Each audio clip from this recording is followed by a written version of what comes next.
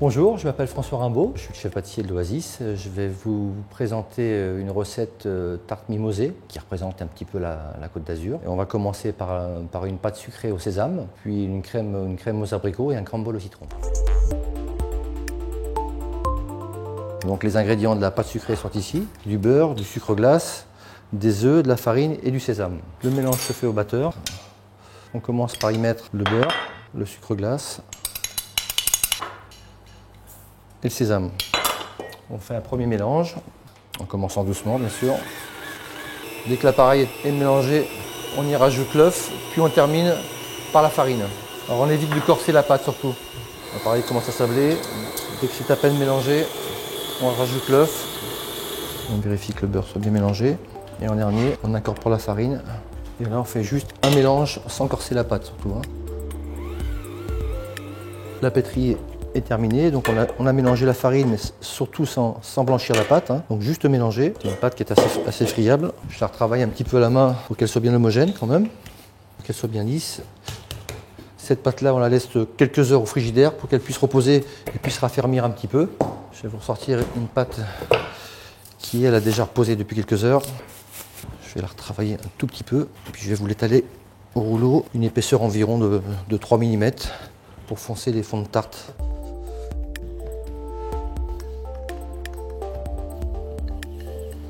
Voilà. Une fois que le fond de pâte est quand même un petit peu épais quand même, faut pas que ce soit trop fin, c'est ce genre de tarte. On détaille à l'emporte-pièce. On prépare les cercles qu'on va beurrer légèrement pour donner un petit peu d'adhérence à la pâte. Et puis là, je vais vous abaisser, foncer les tartes. Ce qu'il faut, c'est bien rentrer la pâte à l'intérieur, la descendre en bas. On fait un tour complet. On reprend dans l'autre sens et après on pince légèrement la crête. Alors une fois qu'elles sont foncées, ces tartes, l'idéal c'est de les passer un petit peu au froid, le temps qu'elles soient fermes, qu'elles soient bien fermes.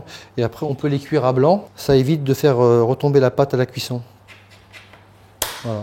Donc si vous n'avez pas de congélateur, vous le mettez au frigidaire pendant quelques heures et vous n'avez plus qu'à les cuire. On va réaliser le crumble citron. Dans le petit batteur, on va commencer par y mettre le sucre, les zestes de citron fraîchement râpés et le beurre. On va pétrir ça juste le temps que ça se mélange. On vérifie que le beurre soit bien mélangé avec le sucre et le citron. Et là, on va y rajouter quelques gouttes de colorant jaune pour faire le rappel de la couleur mimosa. On y rajoute la poudre de noisette, la poudre d'amande.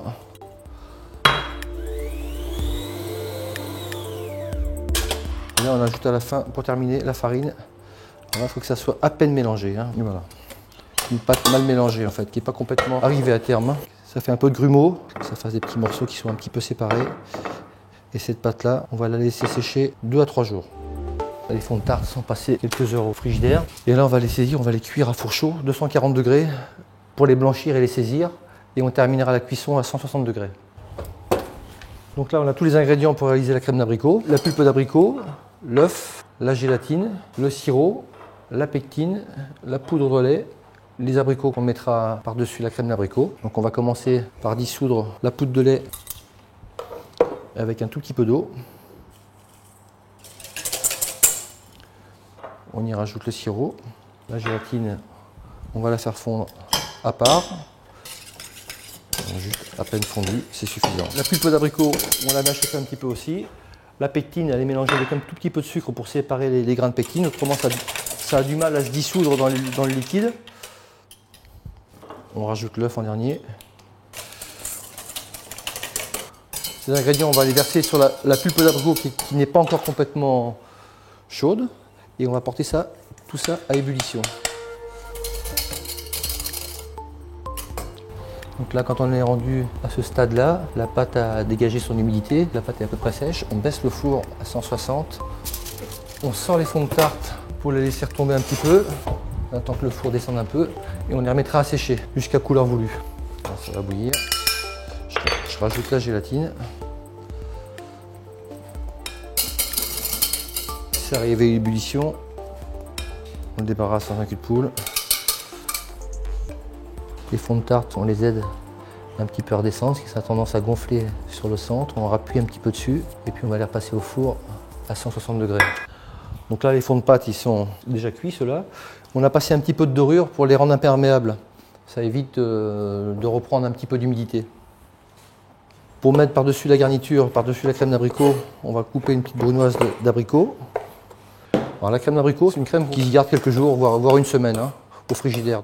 Donc on garnit les fonds de tarte environ la moitié. Par-dessus, on y met les abricots, la brunoise d'abricot. On a terminé ça. On va couper un carré de pâte à filo pour recouvrir la crème, pour éviter que le crumble se noie dans la crème d'abricot.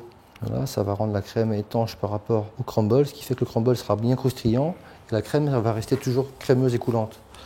Donc là, je ressors un crumble citron qui lui a passé déjà au moins 3 jours de séchage à l'air ambiant. On recouvre le dessus de la tarte avec tous les petits morceaux. Une fois qu'on a terminé ça, on saupoudre de sucre glace, toujours sucré en dehors de la plaque. Le problème après, c'est que le sucre il se transforme en caramel sur la plaque et ça a tendance à accrocher. Donc là, on met le four à 250 degrés, un four quand même relativement chaud. Les fonds de tarte sont bien dorés. On passe un tout petit peu de sucre glace dessus, donner un côté gourmand. On peut y rajouter un petit brin de mimosa. Voilà, 3 petites tartes mimosées à déguster l'après-midi avec un café ou un thé.